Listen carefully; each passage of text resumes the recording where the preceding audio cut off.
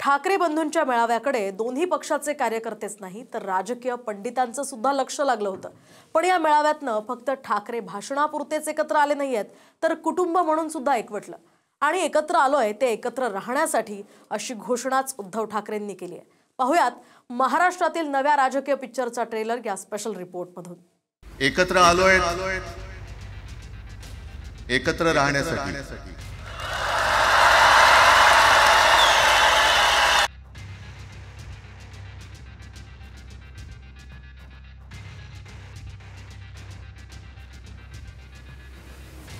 ही दृश्य सध्याच्या महाराष्ट्राच्या राजकारणात फार बोलकी आणि भविष्यातील राजकीय समीकरणाचे संकेत देणारी आहेत।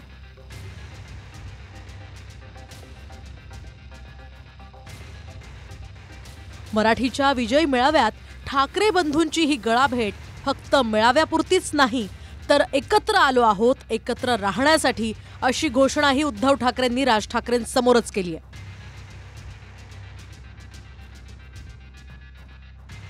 आणि भाषणाची सुरुवातही एकमेकांना सन्मान देण्यापासूनच झाली। सन्माननीय उद्धव ठाकरे,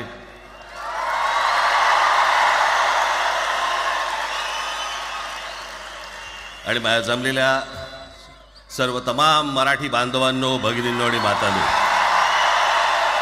बऱ्याच वर्षानंतर राज आणि माझी भेट व्यासपीठावरती झाली। आता पंचायत अशी आहे की त्यांनी मला सन्माननीय उद्धव ठाकरे असं बोललेलं आहे।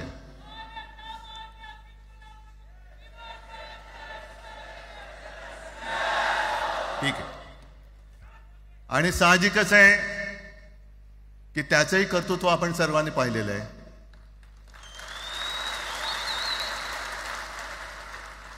म्हणून माझ्या भाषणाची सुरुवात करताना सन्माननीय राज ठाकरे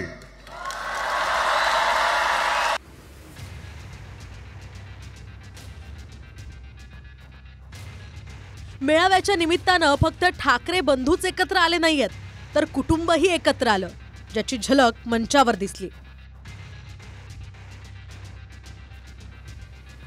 उद्धव आणि राज ठाकरेंसह शर्मिला ठाकरे, रश्मी ठाकरे, आदित्य ठाकरे आणि अमित ठाकरेंचंही फोटो सेशन झालं।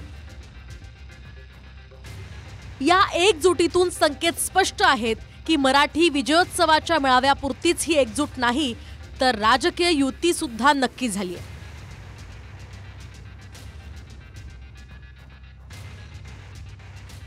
कार्यक्रमाची घोषणा झाल्यानंतर साहजिकच आहे सगळ्यांचं लक्ष हे आज भाषणाकडे आहे। पण वैयक्तिक मला असं वाटतं की आज आमच्या भाषणांपेक्षा आमचं एकत्र दिसणं हे महत्त्वाचं आहे। एकत्र आलोय एकत्र राहण्यासाठी।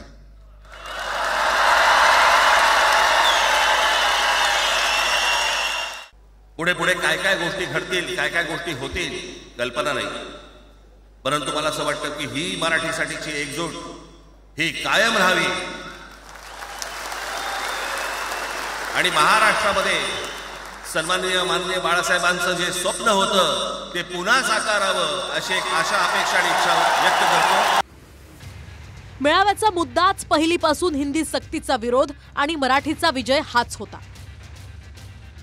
फडणवीस सरकारनं पहिलीपासून हिंदीचा GR आणला नसता तर मराठीच्या मुद्द्यावरून ठाकरे एकत्र आलेच नसते। त्यामुळे राज आणि उद्धव ठाकरेंनी फडणवीसांना त्यावरूनही टोला लगावलाय। मी माझ्या मुलाखतीमध्ये एक म्हटलं होतं की ज्याच्यातनं या सगळ्या गोष्टी खरं तर सुरू झाल्या, आणि मी असं म्हटलं होतं की कोणत्याही वादापेक्षा आणि कुठच्याही भांडणापेक्षा महाराष्ट्र मोठा आहे।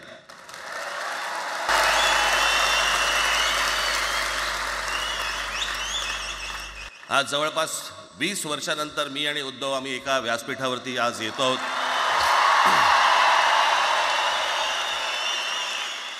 जे माननीय बाळासाहेबांना जमलं नाही, जे अनेकांना जमलं नाही, आम्हाला दोघांना एकत्र आणायचं ते देवेंद्र फडणवीसला जमलं।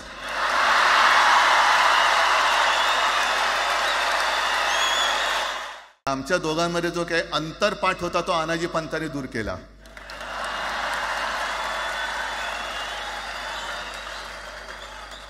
आता अक्षता टाकण्याची काय तुमच्याकडनं अपेक्षा नाहीये. मी राज ठाकरेंचे आभार मानतो की त्यांनी या ठिकाणी दोन बंधू एकत्रित येण्याचं श्रेय मला दिलं. श्रद्धेय बाळासाहेबांचे आशीर्वाद हे मलाच मिळत असतील. कुटुंब म्हणून झालेली एकजूट निवडणुकीत सुद्धा दिसेल हेही उद्धव ठाकरेंनी आपल्या भाषणातून वारंवार सांगण्याचा प्रयत्न केला. त्याच दोघांनी सुद्धा भाजपचा अनुभव घेतला म्हणजे राज ठाकरेंना सुद्धा जाहीरपणे सूचित करण्याचा प्रयत्न केला. आज एकत्र आलेलो आहोत. पुन्हा आपल्यामध्ये काडे घालण्याचे उद्योग होतील कारण त्यांचा धंदाच तो आहे. आपल्या डोळ्यात देखत सगळे लसके तोडले जात आहेत.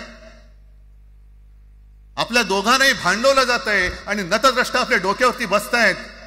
किती काळ सहन करायचंय. प्रत्येक वेळेला काही झालं की भांडाभांडी लावायची. आता सुद्धा तेच होणार आहे. म्हणजे आम्ही एकत्र येणार, आल्यानंतर निवडणुकीपर्यंत एकत्र राहतील का. मधल्या काळामध्ये अगदी दोघांनी म्हणजे मी काय राजनिक आणि आपण सगळ्यांनी या नतद्रष्टांचा अनुभव घेतलेला आहे. वापरायचं आणि फेकून द्यायचं.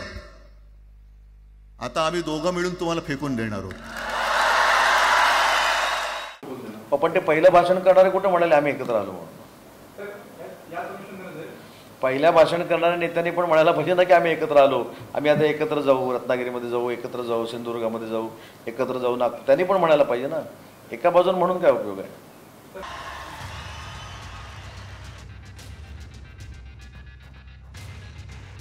ठाकरे बंधूंच्या मेळाव्याचं नियोजनही खास होतं. मंचावरही उद्धव ठाकरे आणि राज ठाकरेंची एकत्र एंट्री झाली. त्यासाठी सभागृहातले लाईट्स बंद करून दोन्ही ठाकरेंवर लक्ष केंद्रित करण्यात आलं.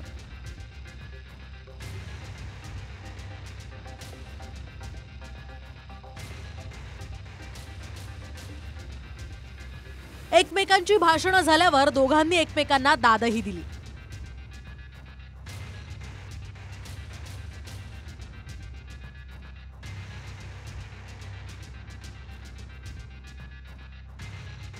आणि मेळाव्याच्या शेवटी परिवार कसा एकजूट झाला हे दोघांनीही आपल्या कृतीतून दाखवून दिलं.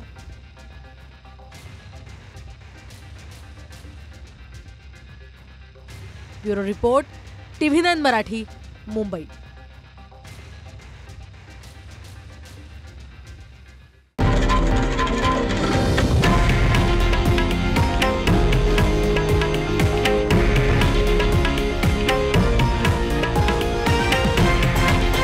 हे आहे देशातील नंबर 1 न्यूज नेटवर्क आणि आपण पाहत आहात TV9 मराठी, एकमेव.